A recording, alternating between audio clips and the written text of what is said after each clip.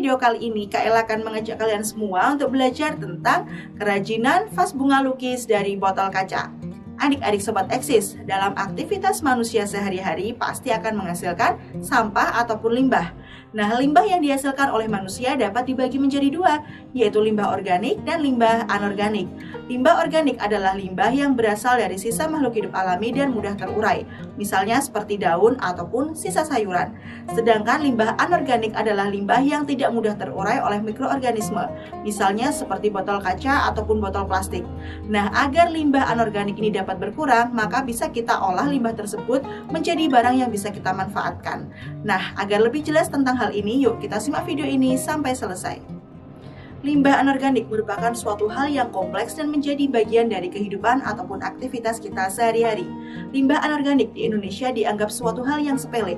Namun di negara-negara maju, penanganan sampah ataupun limbah anorganik ini sudah dimasukkan ke dalam gaya hidup sejak dini dan dimasukkan juga ke dalam kurikulum pendidikan. Limbah anorganik adalah limbah yang umumnya sulit untuk diuraikan oleh bakteri atau mikroorganisme dan kehadirannya akan mengganggu ekosistem lingkungan jika tidak diolah dengan baik.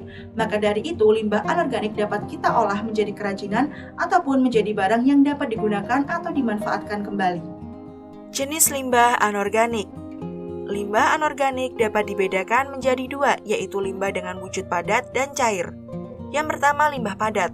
Limbah padat merupakan jenis limbah yang sangat mudah dijumpai dan tidak menimbulkan bau. Limbah padat seperti besi, botol, plastik resek, lempeng tembaga, kain perca, kawat, dan masih banyak lagi. Yang kedua yaitu limbah cair. Limbah cair merupakan cairan yang dihasilkan dari sisa proses produksi, yang umumnya sisa tersebut dikumpulkan atau dibuang begitu saja di lingkungan sekitar, sehingga menjadikan pencemaran lingkungan. Walaupun punya potensi racun dan sangat sulit terurai, limbah ini juga dapat digunakan sebagai bahan kerajinan. Limbah cair yang sering dijumpai yaitu seperti lempung, pasir, mineral, minyak, oli, hingga hasil pewarnaan kerajinan tekstil seperti naptol, indigisol, dan lain sebagainya. Karakteristik limbah anorganik. Yang pertama, sulit diuraikan. Salah satu hal yang menjadi ciri-ciri utama dari limbah anorganik adalah tidak dapat sepenuhnya diuraikan. Dalam proses pengolahannya membutuhkan waktu yang begitu lama. Bahkan beberapa sampah anorganik tertentu akan memakan waktu hingga 10 tahun agar terurai jadi komponen yang kecil. Contohnya adalah sampah plastik. Yang kedua, berbahan sintetis. Sumber dari limbah anorganik adalah dari bahan sintetis dan bukan merupakan hasil aktivitas manusia. Bahan-bahan yang tidak dari alam atau makhluk hidup itulah yang membuatnya jadi susah diuraikan. Tak sedikit dari barang-barangnya merupakan hasil dari produksi pabrik sehingga mengandung bahan kimia yang sangat mengganggu kelestarian lingkungan. Yang ketiga, dapat didaur ulang. Salah satu ciri lain dari limbah anorganik adalah limbah ini bisa didaur ulang agar menjadi hal-hal yang bernilai lebih dan dapat bermanfaat. Yang keempat, pemilahan limbah.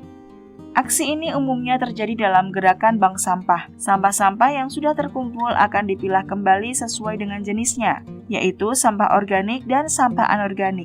Setelah itu, untuk sampah anorganik masih diperlukan pemilahan lanjutan. Mengelompokkan antara sampah plastik, botol, kertas, besi, dan sebagainya. Yang kelima, penyortiran limbah. Sampah anorganik yang sudah dipilah akan dikirimkan ke bank sampah yang ada di area sekitar. Menyetorkan sampah seperti menyetorkan uang dengan sampah setoran Anda yang menjadi alat tukarnya. Yang keempat, pengolahan dan penjualan. Setelahnya, sampah akan ditimbang untuk dikonversikan ke bentuk uang yang ada di rekening bank sampah. Setiap kota saat ini sudah banyak yang memakai skema bank sampah dengan peraturan yang tentunya berbeda-beda.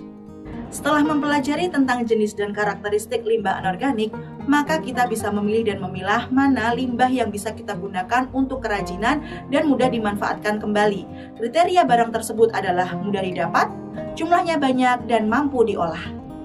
Salah satu limbah anorganik yang mudah kita dapat dan mudah diolah adalah botol kaca bekas. Botol kaca bekas bisa kita gunakan untuk menjadi kerajinan, misalnya seperti vas bunga. Nah, yuk sekarang kita lihat bagaimana cara membuat botol kaca bekas menjadi vas bunga dalam video berikut ini. Alat dan bahan. Yang pertama, botol kaca yang telah dibersihkan. Yang kedua, cat akrilik. Yang ketiga, kuas sedang.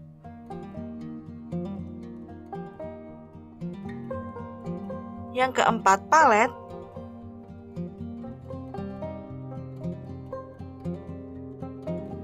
Yang kelima, gelas untuk cuci kuas.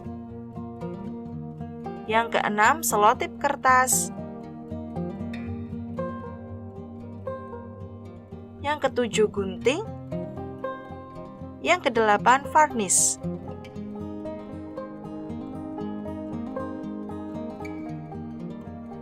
Cara membuat. Yang pertama, potong selotip kertas menjadi beberapa bagian sesuai kebutuhan. Yang kedua, tempelkan selotip kertas di botol sesuai dengan desain.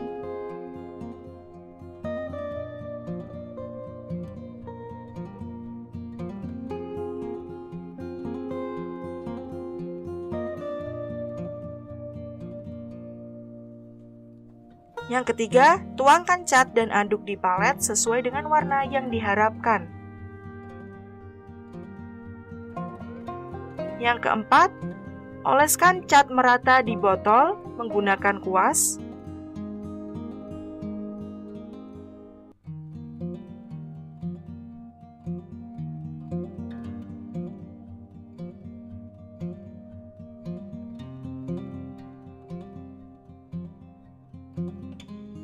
Yang kelima, keringkan.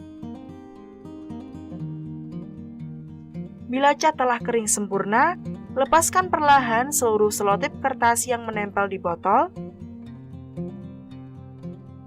Yang ketujuh, oleskan varnish ke seluruh badan botol agar cat lebih awet.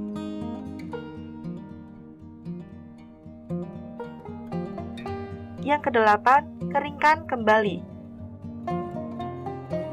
Nah, inilah hasil dari membuat vas bunga dari botol kaca. Mudah bukan adik-adik?